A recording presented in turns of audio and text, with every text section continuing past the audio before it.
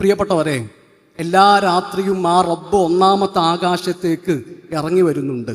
വകുൽ യൻസിലുൽ ജബ്ബാറു ഫീ കുല്ലി ലൈലത്തിൻ ബിലാ കൈഫ ജല്ലൽ വാഹിദുൽ മുതമദ്ദിഹു ഇലാ തബഖി ദുനിയാ യമുന്നു ബിഫദ്ലിഹി ഫതുഫ്റജു അബ്വാബുസ് സമാഇ വതുഫ്തഹു യഖൂലു അലാ മുസ്തഗ്ഫിറുൻ യൽഖ ഗാഫിറാ വമുസ്തംനിഹുൻ ഖൈറൻ വറിസ്ഖൻ ഫയുംനഹു റവാ ദാക ഖൗമുൻ ലാ യുറദ്ദു ഹദീസുഹും അലാ ഖാബ ഖൗമുൻ കദ്ദബൂഹും വകുബ്ബിഹു.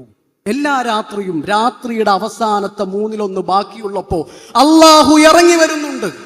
നമ്മുടെ റബ്ബ് ചോദിക്കുന്നുണ്ട്, ആരാണ് എന്നോട് തേടുന്നത്, ഞാൻ അവൻക്ക് നൽകാം. ആരാണ് എന്നോട് പ്രാർത്ഥിക്കാനുള്ളത്, ഞാൻ അവൻക്ക് ഉത്തരം നൽകാം. നമ്മൾ ചിന്തിച്ചിട്ടുണ്ട്, എന്തിനാണ് അള്ളാഹു എല്ലാ രാത്രിയിലും നമ്മളെ കാത്തിരിക്കുന്നത്? അതുകൊണ്ട് നമ്മുടെ റബ്ബിനെന്താ മെച്ചം? അള്ളാഹുവിന് എന്താണ് അതുകൊണ്ട് നേട്ടം? അള്ളാഹുവിനൊരു നേട്ടമില്ല.